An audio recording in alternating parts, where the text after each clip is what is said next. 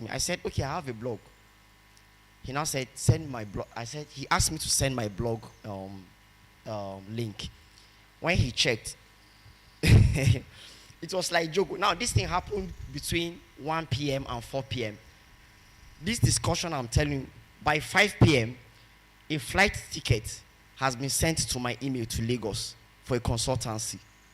Because when he saw what I was writing consistently, he said, I'm the right person for that job. Because every morning by 4 a.m. every Tuesday, I make sure that article is on my blog. Every morning, consistently. I made that for 2 years. And then in 2021, January, that thing came up. Because I was consistent.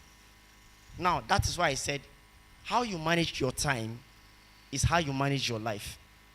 That gave me a job that I was involved in for 3 years, solid years, and it was an experience that I will never forget. So please, time management is very important. How you manage your time is how you manage your life. Thank you very much. Thank you so much for that. How you manage your time is how you manage your life. And if you mismanage your time, you mismanage your life. That's a nugget. Thank you so much for that. Thank you very much. So before we move to the next question, while Gabriel was talking, there's a scripture in the Bible that says, write the vision, make it plain. There's something that happens to your mind when you write down, even if you don't believe that you can achieve the goals, write it down. It's something that it does to your mind. So I think 2 years ago, I had a goal, and I wrote it down in sticky notes. I placed them on my walls, and one of it was, I'm going to be a millionaire this year. I did not have a business. I did not have anything. Guess what? I woke up one morning, and I saw my account balance. I did not have a business, but I don't know, and I didn't pray about it. But there's something that happens to your mind when you keep seeing something. It's like a push, it's like a drive for you to achieve something. So write it down and place it, even if you need like a cardboard, place it on your wall. This year, by March, I will achieve this, I will achieve this. And it will give you the drive that you need to achieve whatever you need to achieve. Thank you. Yeah, and while the discussion is still going on, just in case you have questions that you want to ask our panelists, please do send them forward. You can give it to any of the ushers, and it will get to us.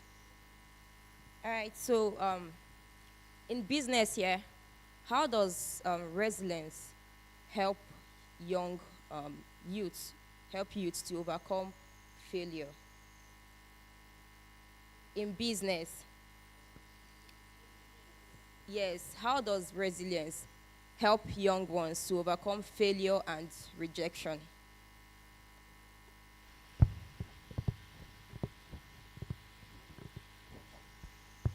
If for every time they told you no, you took no, you've already failed. No, if you need to have the mindset that no is not the answer. If you are the type of person who doesn't, once they tell you no, you just go back and say, you don't talk no now. You miss out on a lot. You see, in business here, business is one place where you should not have pride. You can't be proud and do business. No. If you have pride, if you can't even work in a corporate setting, if you have pride, you should be shameless. Like when I mean be shameless, carry your business on your head as if you are hawking pure water. Because if you don't, you see, I said something in our last listen. I said the market will always answer to the loudest. How loud you are about your product. See, people will buy from somebody who is loud than from somebody who has quality and is not loud. That's what business is. Let me give an example. So there's this community I'm in. Everybody just keeps posting their business, seeing who will patronize. I think there are about 10 business owners, and a larger part of the community are clients, people that have no, they're looking for um, people to patronize. Yeah. So I've been there for like 2 years. I've never posted my business one day. I don't know if you get. I've been there for 2 years. In fact, I'm one of the founding members of the community, but I've never. I just watch. But there's been this guy. You will see people complain on the group that his delivery is bad, but they'll still patronize him. Why? He's the loudest on that group. Now, if I'm going to do the quotation, I was like, but I told you no now. I said, make I send down. 2 days later, I didn't get a response from him. I used ChatGPT, sent a reminder email. That is resilience. He has already told me no. I don't know if you understand. He has said it's not going to work. You can't do this. We can't give you because we have somebody we already use. It was for the supply of certain computers. Then I was in Bauchi. Certain computers. And in the end, I missed it later on. Because I refuse to take no for an answer. If you decide, if somebody say, no, you can't do this, and you say, okay, that's fine. See, even if they tell you no, send an invoice. Send it. It's not like you don't have to pay you to send an invoice. Send the invoice. Send the quotations. Just send it to them. The more no they tell you, builds your confidence. Because eventually, that no will turn to yes. Thank you very much. I would use I'm just rephrasing it now. If you ask and you don't receive, go to the next level. Employ or deploy the tactic of searching, seeking knowledge. What is happening?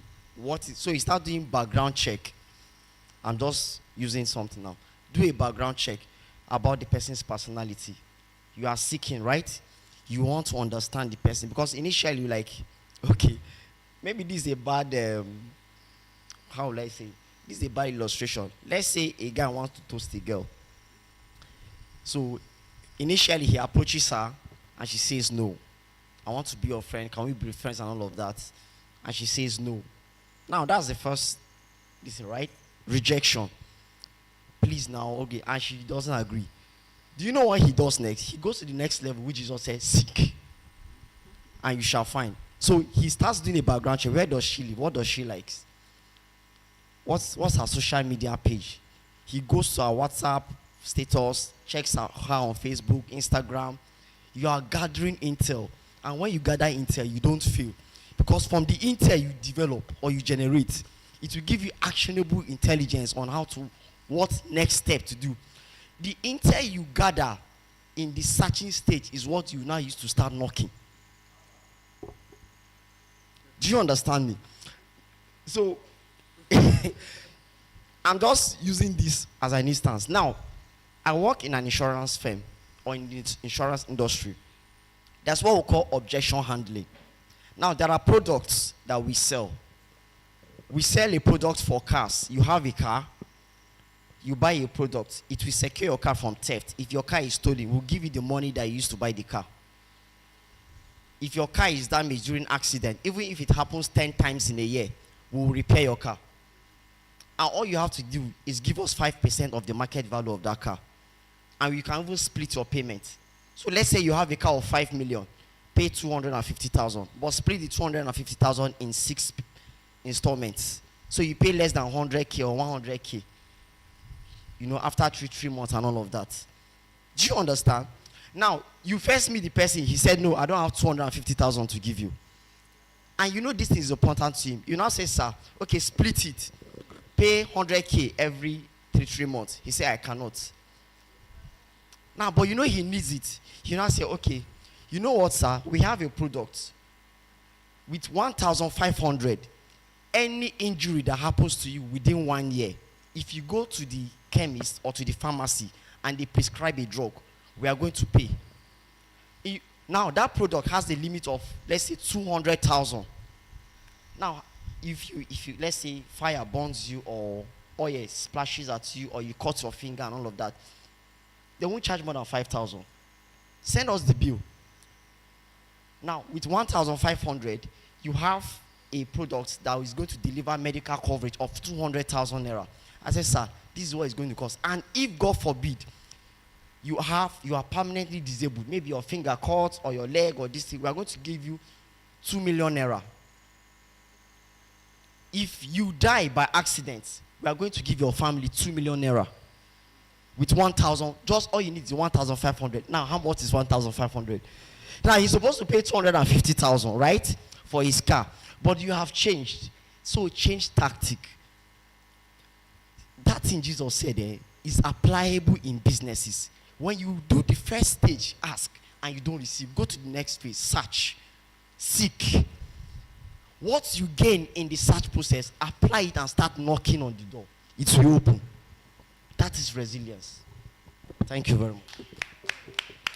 Yeah, resilience is very important in business. I remember when I was serving in Bauchi, I sat down, I was like, I needed to make extra cash because, of course, the 33K no reach. So I started advertising I told some few people in the office where I was working that I'm a caterer and I can deliver food and all. But my colleagues discouraged me. They're like, no, Bauchi, they like Abuja now, nothing they soap. That it may not even work. I'll just end up wasting my time. And I bought into what they said and I relaxed.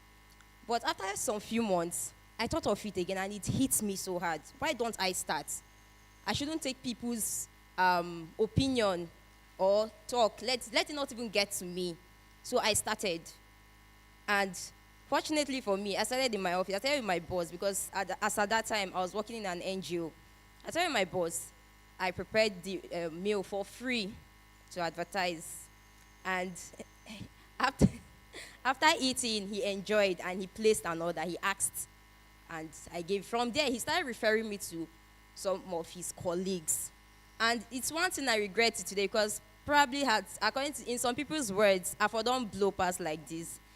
Even when I got to Abuja, when I relocated back to Abuja, they kept calling to place order. But I regretted that I allowed the no. I didn't push for it. Probably if I had pushed for it initially, I would have gone far. So don't allow no to deter you in business. Don't push for it. You know what you want. You know how it is in your head. You know how the vision God has given to you about the business you want to do. So go for it. Even if you fail, even if according to Gabriel, even if they tell you no, continue. It can only make you stronger and make you go further in life. Thank you.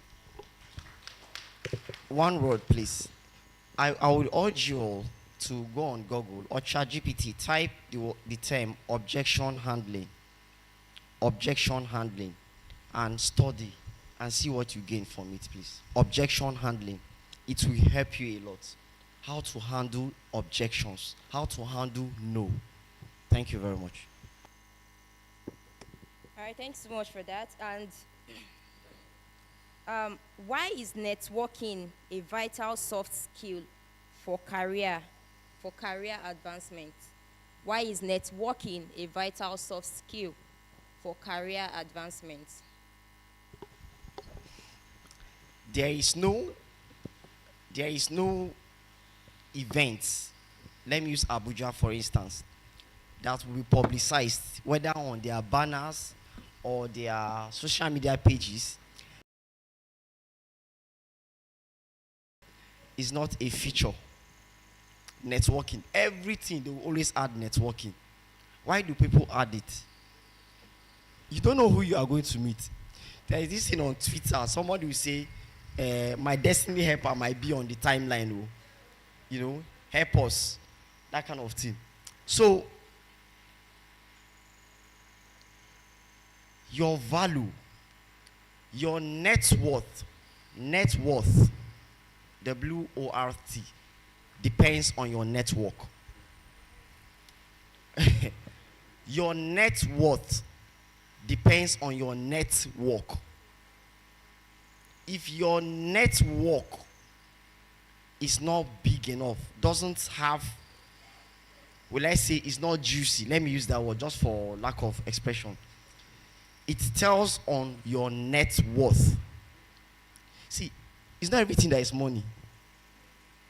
You can go into a business and you don't have capital, but the people you know can help you push it. The people you know. Some people are making money every day on WhatsApp because of the caliber of people they have that watch their status. So I realized there was this, let me just say this. There was this time in my life that if I post anything on my WhatsApp status, I always like to go and check after 10 seconds how many people have watched that particular post. It was an addiction for me. After 1 minute, I will check. If it's not satisfying, I begin to worry. I begin to ask myself, what's happening now? What thing I do? I offend people. Do you get? Now, I told myself, when I overcame it, I told myself that I'm not going to do this again. So I disabled that feature to know how many people have watched my status. And I told myself, I will limit the number of times or number of posts I make on WhatsApp. And then I decided that the kind of people I was going to chat with on my WhatsApp, I'm going to limit it to a certain category. And then I decided that the people I was going to start chatting up on a regular basis. In fact, I bought a SIM card, separate SIM card from the normal SIM card I have, specifically for that. And then make sure that the kind of people I interacted with on that line is the target I'm going to have on my WhatsApp status. Because I know the kind of post I will be making. Now, this is what I did. Do you know that when something happens, when I needed help, let's say a friend, a colleague is in EFCC and needs help for a particular decision, I have people there. All I needed to do was to, okay, I have a friend in EFCC, and I'll chat the guy. I say, please, there is something that I need help for. Can you please help so person? And I say, okay, send the contact. What am I saying? The kind of post I make, I don't make any kind of post on that line. Because what they see about you will tell them what you are. Their perception. Do you understand? So, what's that question again? Why is networking? Networking, yes. So you need to be, just as he talked about critical thinking, you need to think on the kind of network you want to have. As I said, your net worth depends on your network. This is a strategy I did, and it's working for me. In that particular WhatsApp, that particular line, just because we're in a public distance, but I know the kind of people that I have there. Do you understand? So please, decide the kind of people you start interacting with. Decide, because it's quality. There are events always going on in Transcorp, in Abuja Continental, in Bolton White. These are places that it's not any kind of event that is happening there. And it's for free. They might have categories that, okay, in this particular session is paid, but there is a general category. They will say, okay, you can't have access to the lunch or to the breakfast. But there is the general panel discussion, or they will finish talking and they will go outside, they will be gisting. You have access. I don't know whether we'll talk about it, when he talked about branding 2 days ago. A business card, you have 30 seconds or less than to interact with someone. Give the person your business card and say, can I have a contact? This is what I do. Add him on WhatsApp. And then after, you start developing a high value network. Please, that will determine your network. Let me just use that as an instance. Thank you very much. On this network thing, yeah, I would say this. The number of people you have is useless if these people cannot, one, put you in rooms of power, and number two, show up for you. There's this thing that has been going on. He said, if you cannot call 5 people to raise 2 million for you, I just used to laugh when I say that thing. Because why you say Google enter problem, we get 2 million and you don't have 2 million. But that's besides the point. You see, networking, you cannot network by sitting there in your house. You have to go out. And saying this, Gabriel, this 2026, we are outside like mad. Not to just have fun, no. When you go out, there's an event, like he said, there's an event in Transcorp Hilton in March next year. But the early bird registration closes on 31st of December. Now let me just run through the list of speakers. There's Cosmas Maduka, there's Ibukwan Awosika, there is what's his name? There's Olumide Emmanuel, there is Stephen Akintayo, and there are many more people. These are people who hold like they are big names in the business industry. So if you want to go for like he said, there are 3 categories. There's one for the free, just one day. In that one day, even if you cannot attend the one that you will attend for the 2 days, attend the first day. Even if you might not be able to meet them in the crowd, you will find people that knows somebody that knows somebody. Exactly. You will find people. So networking is important. He said your network determines your net worth. How much people say your net worth? I don't really see net worth as the amount of money you have. No. Net worth is more on the amount of people you know. So networking, you cannot play with networking at all. You need people, especially in Nigeria. Even outside Nigeria, you still need people.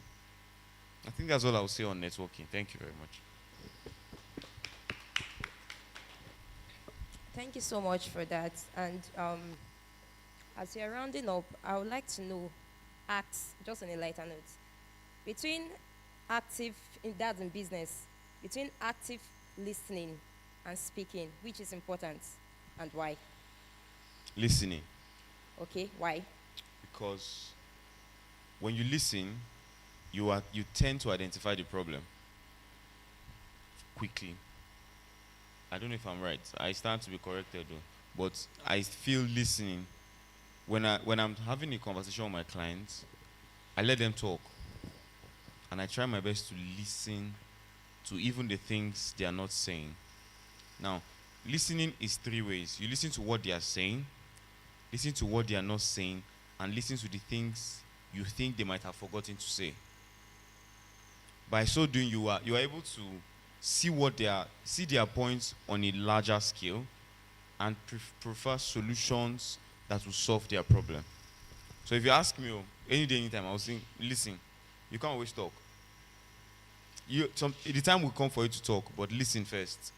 Especially if it's in business or interaction. In fact, any interaction with anybody, even pastor will tell you, he will try and listen to you. He's listening. He will listen to your problems first before we say, you cannot just come and meet me and say, I have a problem, and before you talk, I'm telling you your solution. As how now? I'm not your head. Even if I'm in your head, it is okay to give you the room to express yourself. Are we together now? So listening is more important than speaking. I couldn't agree more. Now, some weeks back, my boss and I,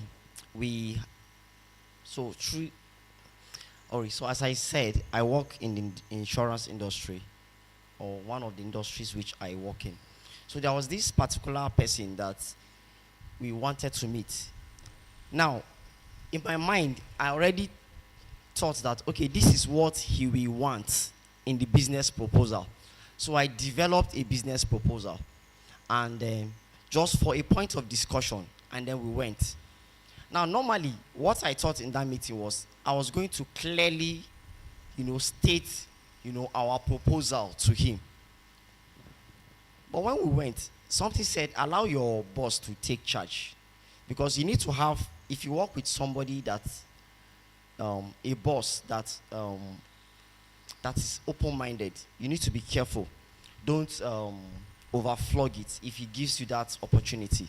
So something just give him the opportunity to, start the conversation. And then what he did I was marveled. Because he asked a question that made the client to start complaining about the issues surrounding their business. I'm like, wow. Why I already had the proposal printed. And did you know what? It was just 2% of their problems that was in the proposal that I wanted to propose. So active listening is very important, and you need to is an art. You need to know how to generate a question that will make somebody open up. In insurance, we have what we call need-based selling. You don't just bombard somebody. Ask the person questions. What is the issues? What are you passing through? And then from there, you now decide, okay, this is the kind of solution. So active listening is much more better than speaking. All right, thank you so much. It has been an interesting ride. Please, does anybody have question? Question, please. You can just signify by raising up your hand if you have any question. Okay. Please, we Okay. need microphones. Okay. Good afternoon, everyone. Good afternoon.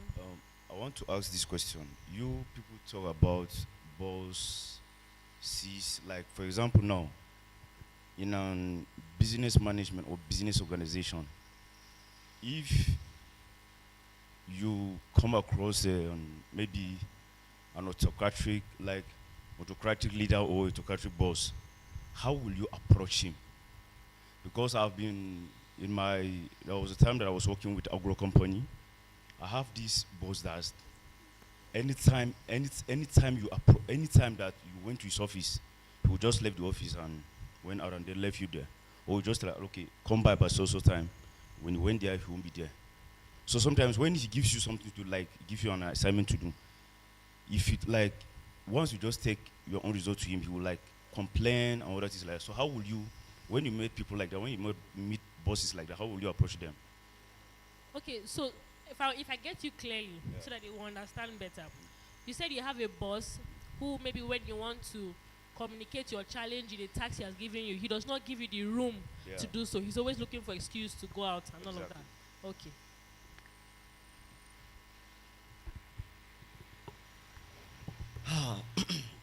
So in this particular development of this particular talk, one of the things that are challenges of businesses is human resource. Now the boss normally we outsource it to maybe human resource agencies, or sometimes he recruits the staff himself. Bosses are human beings. There was something I said earlier. What you see in the corporate space is a tip of the iceberg of the person's personality. As I said, when you come to an organization newly, see, don't rush. Study, be quiet. Just do as if you are a mumu. I am telling you the fact. Because in a place where I worked, we were part of those that interviewed the staff. But these guys, and my boss then, is a kind of guy that he likes people who are first class. If you are not first class, you're like, nah. But once he sees first class, that is his number one basis of employment. He doesn't look at character. Now, when in the point of interview now, a first class graduate, we always want to impress, right? Yeah. But do you know that by the time they are now employed, that your first class, now for school. Now for school. Because in the workplace, it's a different ball game. Now, he has fired not one, not two first class employees. What is the issue? As he said, in business, okay, not even business, even in a corporate workspace, especially private organizations, you have to be humble. You have to be humble, and you have to brace yourself to take insults, because they are paying your bills. They pay you the money to pay your bills. They might give you a contract, but you can wake up in the morning and see a sack letter, and you are living on the next paycheck. So it's like slavery, but it's not slavery. It's just slavery, but modern day slavery. So you have to do boy boy. So if I should ask you a question, maybe rhetorically, are there people who he flows better with? Not really. You need to find a way, as an advice, to enter him. Just as the emotional intelligence, study him. See, if it means buying peanuts, a bottle of peanuts, see, it's scope, everything is scope. And you say, boss, please, can I see you? Of course, you will not say no. Maybe it gives you time. Buy a bottle of peanuts at your own expense, and then come and meet me. I gave you this advice now. I said, go and meet him. I said, boss, even if it's not true, you say, I've been impacted in my life by your mentorship. And I want to learn more about you and the organization and see how I can be more effective in my role. Please, I know this is nothing, but just this is a sign of my gratitude for the development I have, Do you understand? See, just be entering him. Forget, you will be his best friend. Just like I said, ask. If the asking no work, enter the search level. By the time you get the points in the search, start knocking. Time management, rather. So, from my perspective, I feel like another way to enhance your business and then its growth is consistency. In the sense that every human on earth should literally have either 5 or 3 things that they do every single day of their life. Let it be like a consistent routine. Because most times, you have 24 hours in a day, right? And then when you are sure that, okay, you've done 3 valid things for that day, even if for the rest of the hours you didn't do anything meaningful, at least that day was not wasted. Okay, maybe as a person now, me, everybody has their own. I do 5 things every day. I make sure I pray, study, read at least 1 book. Even if I don't finish, if it's not academic book, just read any book. So everybody should literally have like something they do every day. Because consistency looks like nothing is happening, not everything changes. For instance, I want to get to where you guys are sitting down. All I just have to do is keep repeating the same step until I get to my destination. So that's how it is. You just do something repeatedly every day until you achieve whatever it is that you want to achieve. And then another contribution is when we're talking about networking. So I feel like another faster way to network is to attend seminars, especially the ones that has gate fee. Because most people that tend to pay for knowledge are the ones that tend to be successful in life. Because most times a program is holding, right, and then it's for free. You see the whole chair is being filled up and everything. But then there's a gate fee of 10,000, and then you literally just see 20 people there. Those 20 that are ready to pay for their knowledge, they are 80% tend to be successful in life, because if they know the value of what they want to listen to, that's why they had the mind to pay for it. So when you get there, it's not just listening to the seminars and the teachings and everything. Network with those that were ready to pay for their knowledge. That's it. Wow, thank you very much. Please, let's clap for her, please. Thank you so much. Thank you so much. Okay, another question. All right, please, a mic for Grace. Okay, it's more like a contribution, but I stand to be corrected. You said something about being shameless, and I just feel like it's necessary I add this part. When you're dealing with business or your brand, it's okay to carry your business with no matter how you feel, it's okay to carry your business shamelessly, in quotes. But one thing you should never do as a business owner is to seem desperate. You can carry your business shamelessly in a very strategic way, but when you seem too desperate in this our age, you'll be seen as a fraudster. I could give an example. Very recently, wanted to fix an MTN fiber, whatever, at home. And my dad contacted a woman. She even gave us the flyer initially. She was texting him every day and prompting for him to pay. She went as far as even saying she needs this money now. She wants to pay for something. She wants to do something. The desperation was too much. And something that was supposed to be a seamless transaction that he would have just said, okay, this is it, Gabriel, contact her, let's get this fixed up. It became something for a debate. We're all fighting, oh, she's a fraudster, she wants to just dupe and run, she will collect the money and she will not do. In the end, we didn't do it because there was no trust. Her desperation was too much. So I genuinely feel like it is okay to be shameless, but never seem too desperate. Have your worth and value of your business there. Let people see the relevance of that business, not you being very desperate. Also, I wanted to talk about the, what they call, effective communication you spoke about, and I'll use this as an opportunity to say thank you for your advice that day, because yes, I feel like we should be keen to communication, because in as much as the previous time during your business talk when I laid my complaint, as you said it, I went straight up to text her, I explained the situation, and the moment I communicated with her, she said it's fine, and whenever it's ready I should let her know. So I just thought to say that too. So yeah, thank you.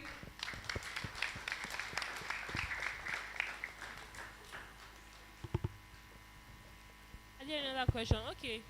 Please give the mic to. Okay. Hello. Can you hear me? Yes, please. I have a question. Like, you have a contract with the person at the first time. So, at the long road, you lost money.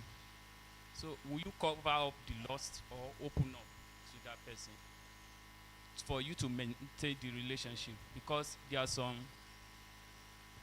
open up, like if you tell the person now, at the end of the day you are going to lose the person, but if you cover up the losses for you to maintain the relationship, are you going to cover the loss or open up? Okay,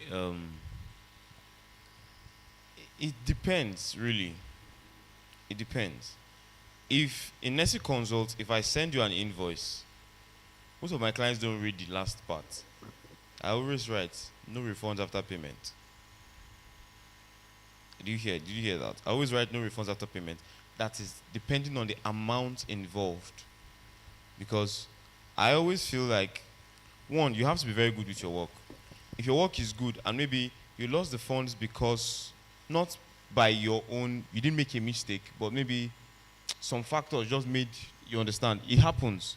Yeah, that is why you should always go into contract agreement.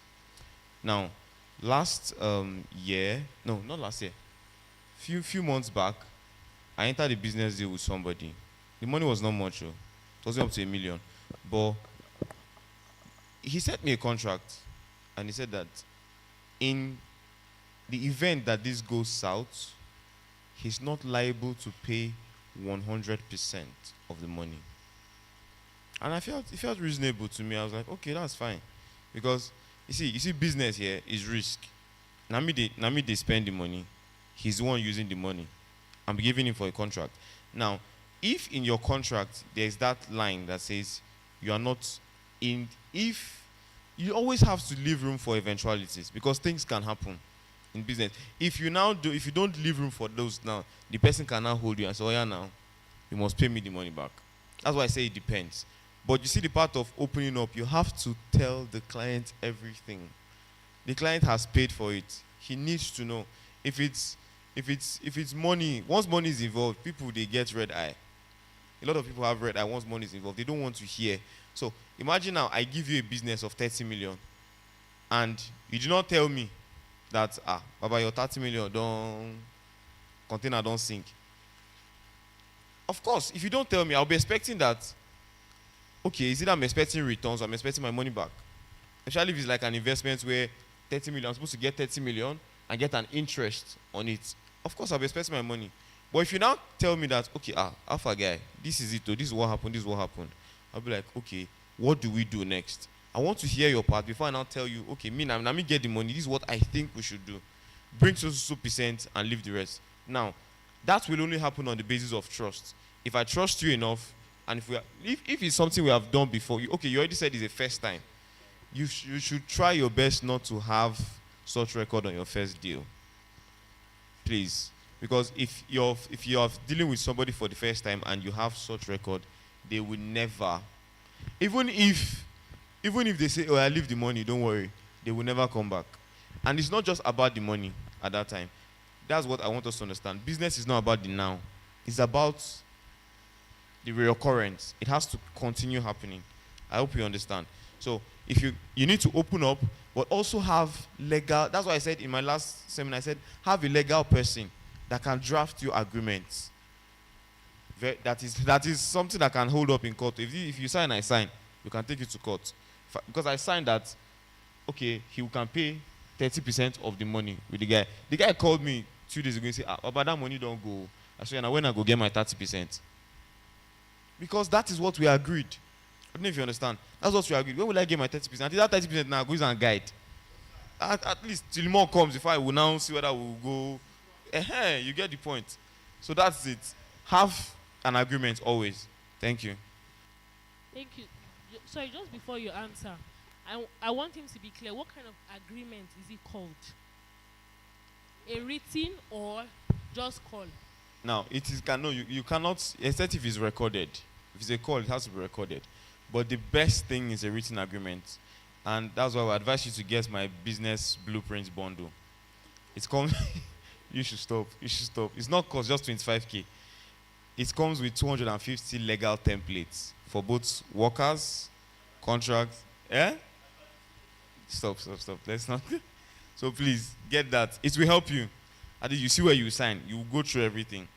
It is a written agreement is always better, because even that audio can get lost. But if you write it, you have the hard copy, you keep the soft copy somewhere. It's always advisable to have 3 copies of every agreement. One that you can keep.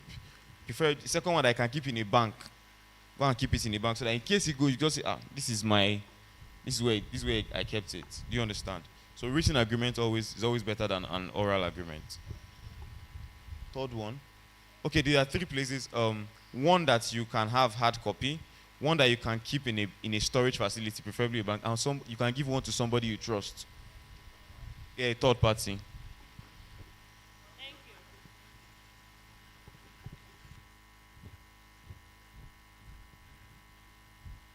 you. Okay, any other question?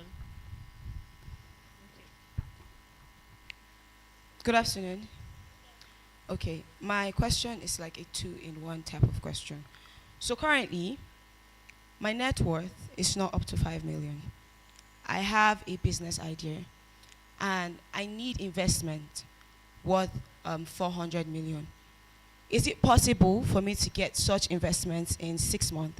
And if it is possible, how do I build myself, my portfolio, to actually get the 400 million?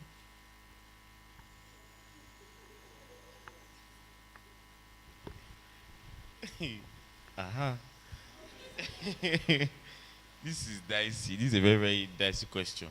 Okay, so if I get you very well, you have a business. You said your net worth or network to a business that has no structure. I will not even give 1,000 to a business that has no structure. If it's a gift, but if I say I'm investing in your business, if you don't have a structure, there's no point. Now, how can you build? Have a structure, have a track record. Now, in 6 months, before you say you were looking for 400 million, I'm helping a company apply for Bank of Industry loan. Yeah, I'm helping them apply for Bank of Industry loan. And the woman said she wants 50 million naira from Bank of Industry. I asked the woman, I said, ma, in the past 1 year, have you made sales up to 50 million? She was like, business has been... No, it's a Bank of Industry doesn't care. They won't ask you what concerns them. You're looking for money. There should be something that's on paper. By the time you bring out your records, you say, okay, this business has handled this amount. Because investors are afraid, okay, this business has handled this amount. Because investors are afraid to give money to a